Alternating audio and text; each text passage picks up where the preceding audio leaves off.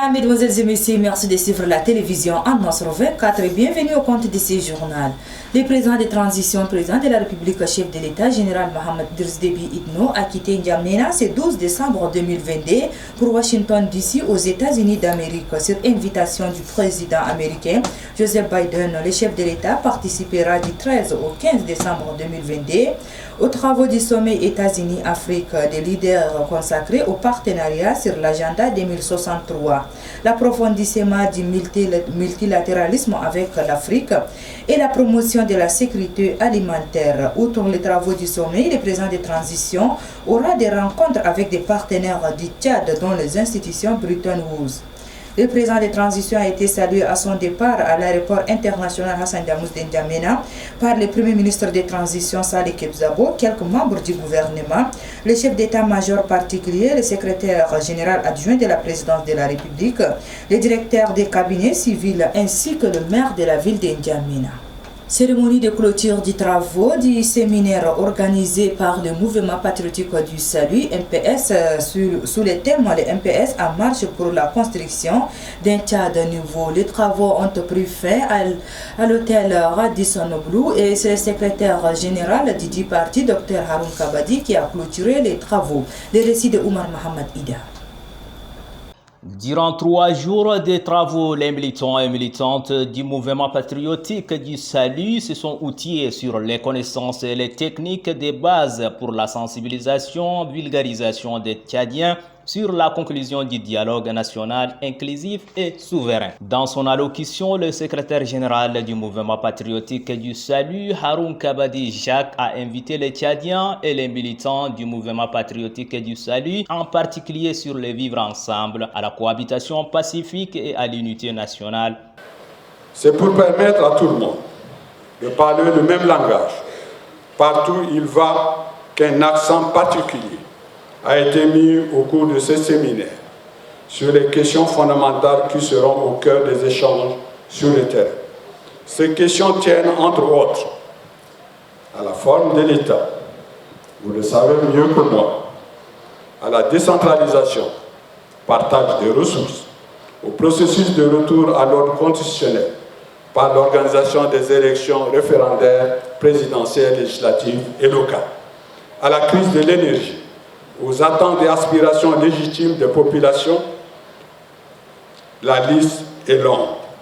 C'est pour la même raison que des échanges d'expériences sur la feuille de route méthodologique, ainsi que des exercices pratiques de simulation ont été réalisés aux fins de compléter la documentation minimale qui sera mise à la disposition des délégués à titre de soumet. Rappelons que les 23 équipes seront déployées sur les 23 régions dans le cadre des missions d'information et la sensibilisation, vulgarisation sur la conclusion du dialogue national inclusif et souverain. Et puis aujourd'hui, nous allons découvrir une des plus grandes villes du Tchad. Il s'agit de la ville d'Abéché, chef-lieu de la province du Ouaddaï. C'est quoi Abéché? Quel est son mode de vie, sa population? Éléments de réponse dans ce reportage TV.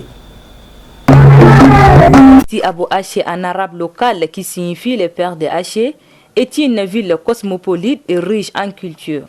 Située à l'est du Tchad, à environ 900 km d'N'Djamena, dans la région du Ouaddaï, Abéché couvre une superficie de 29 800 km² et une population estimée à environ 731 000 selon les derniers recensements de la population.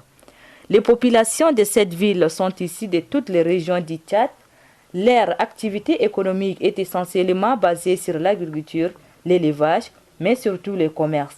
Abéché est l'une des rares cités du Tchad à conserver son identité culturelle ancestrale et ses patrimoines. Le métissage de cultures arabo-turques dont la ville a hérité a fortement influencé l'architecture de la ville et les modes de vie de la population. Étant chef-lieu de la région du Ouaddaï, la ville d'Abéché a bénéficié de toutes les structures administratives modernes ainsi que des infrastructures publiques à la hauteur de sa réputation, notamment la résidence du gouverneur, les routes bitumées, des universités, des complexes scolaires, d'un hôpital de référence provinciale, d'un marché moderne et d'un réseau électrique. Par ailleurs, notons que malgré les efforts des autorités pour le développement socio-économique de la ville, Abéché fait face à de nombreux défis tels que le manque d'eau potable, la sécheresse causée par les changements climatiques et le faible taux d'alphabétisation.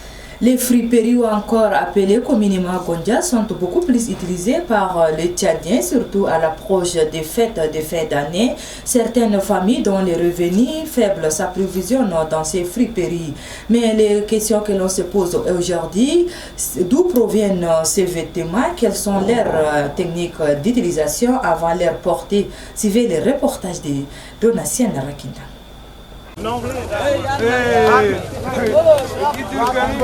Ici, nous sommes au marché central d'Ndiamena dans la commune du 3e arrondissement, section vente friperie. Ces habits venant généralement de l'Europe sont portés par bon nombre de Tchadiens. À la question de savoir pourquoi préférez-vous les friperies au détriment des prêt-à-porter, quelques clients répondent. On peut faire le choix à la friperie parce que ici c'est moins cher et on trouve des bonnes choses ici.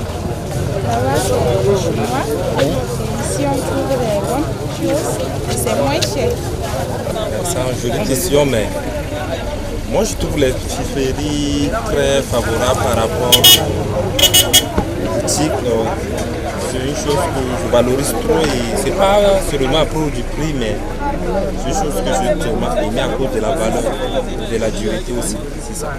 Non, c'est juste parce que à cause du prix ici, c'est abordable par rapport à mes moyens. C'est vrai que les boutiques sont un peu chères, donc je fais juste par rapport à mes moyens actuellement. Et c'est aussi vrai que le fripe est si bien, moins cher, abordable et c'est si joli. On ne peut pas se comparer ça à la boutique. C'est un peu ça qui me plaît, la friperie. Surtout j'ai une préférence pour les friperies parce que d'abord la friperie, si tu portes, d'abord tu es la seule à monter, passer dans les vêtements quand tu portes, tu vas trouver le même modèle,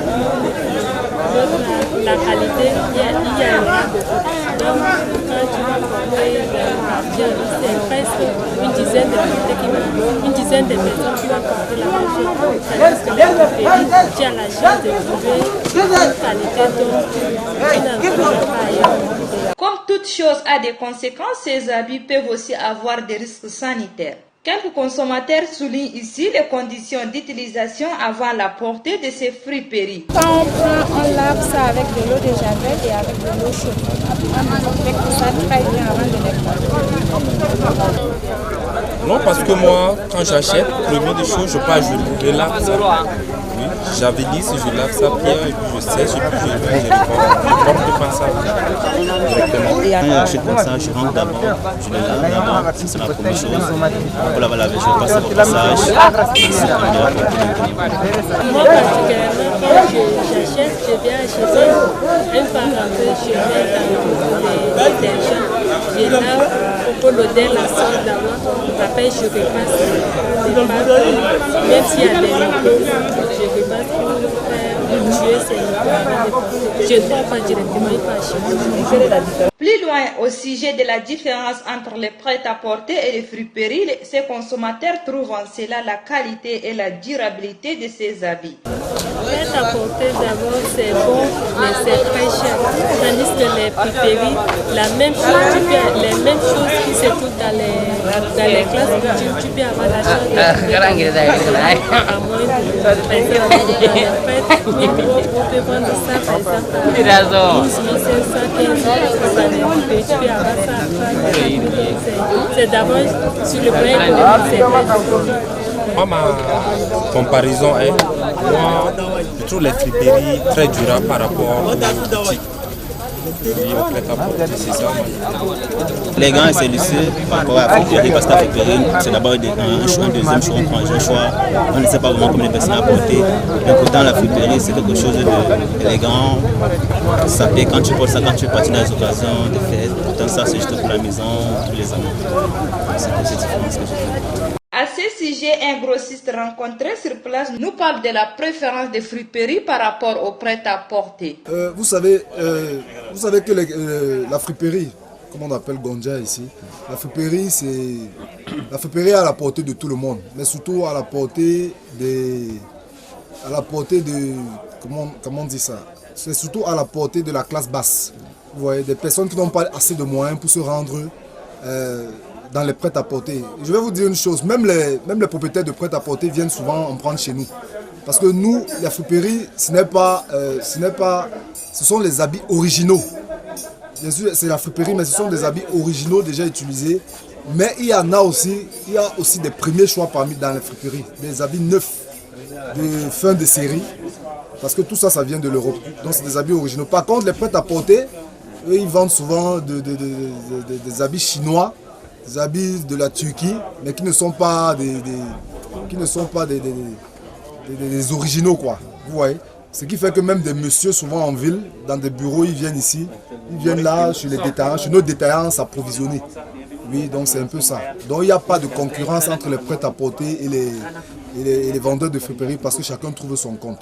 Notons que tous les consommateurs interrogés parlent de la qualité et la durabilité de ces habits. Et ceci peut être à la portée de tout le monde. Et contribue aussi sur le plan économique des familles. Et sur cet élément que se referme cette édition, merci de l'avoir suivi. Au revoir et à demain. Bon suite de programme sur la télévision en Nostro 24. Merci.